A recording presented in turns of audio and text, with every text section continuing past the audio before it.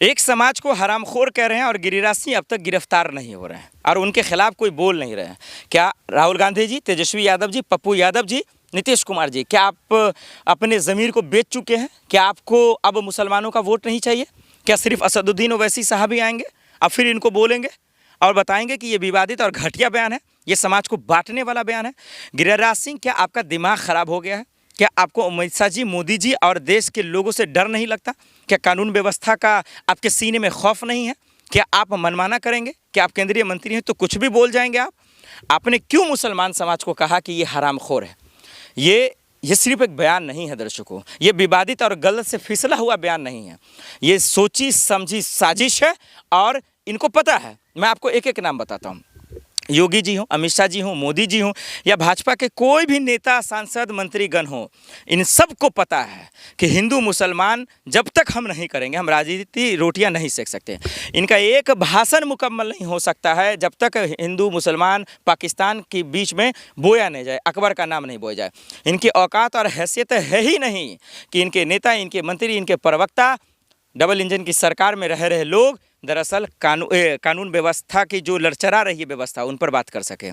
ये जो आतंकवादी घटना बढ़ रहे हैं, इन पर बात कर सकें, बेरोजगारी पे बात कर सकें, बढ़ती महंगाई पे बात कर सकें, आज समाज में जो नफरत बोई जा रही है उनको रोका कैसे जाए, इस पर बात कर सके।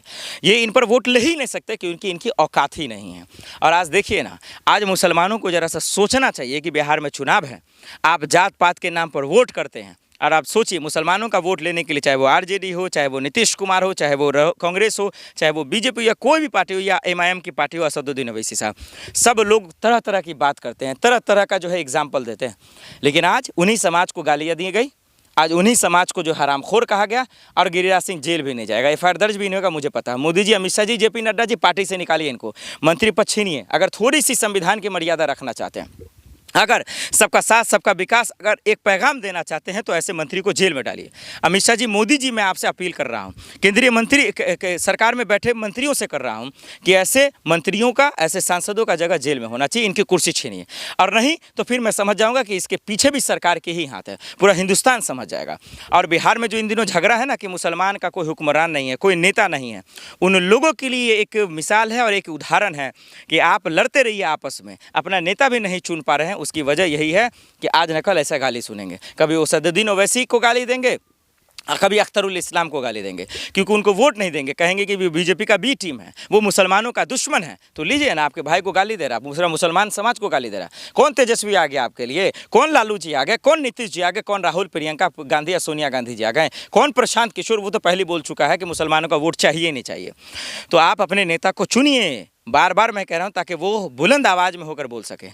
ओवैसी साहब कागज़ फाड़ेंगे, बिल फाड़ेंगे, वो आवाज़ उठाएंगे और सवाल करेंगे तो उनको आप कहेंगे कि ये मोदी जी का आदमी है, ये बीजेपी का बी टीम है। तो लीजिए, 4-5 सीट आएंगे, फिर जाके वो उनके दलाल वो कांग्रेस में या आरजेडी में, इंडिया गठबंधन में शामिल हो जाएंगे। गिरिराज सिंह आपका आँख खोल रहे हैं कि आप वोट दें या न दें, आपको इसी तरह से पाकिस्तानी, आतंकवादी, देशद्रोही कहा जाएगा और हरामखोर बोलकर गाली दिया जाएगा। मैं देश के सिस्टम में बैठे लोगों से, मैं विपक्षी नेताओं से ये मैं अपील करना चाहता हूँ कि ये बयान एकदम घोर निंदा करने के लायक है, विवादित है, गलत है, जहर बोलने वाला है। ऐसे सांसदों पर कार्रवाई होनी चाहिए, गृह मंत्री पर कार्रवाई, माफ़ कीजिए, केंद्रीय मंत्री पर कार्रवाई होनी चाहिए, इनको जेल में डलवाना चाहिए। और मुसलमान समाज पर एक पैगाम होना चाहिए कि जितना, जो मैंने शुरुआत में कहा कि इस देश में, यहाँ की मिट्टी में सभी का खून शामिल है, किसी के बाप का ये देश नहीं है। इस बात को पहुंचा दीजिए। 1000 बार राहत साहब बोल चुके हैं, एक बार फिर बोल दीजिए। वो मरहूम इस दुनिया में है भी नहीं, फिर भी वो बोल के गए हैं। आप पूरा कौम इसको याद रखेगा।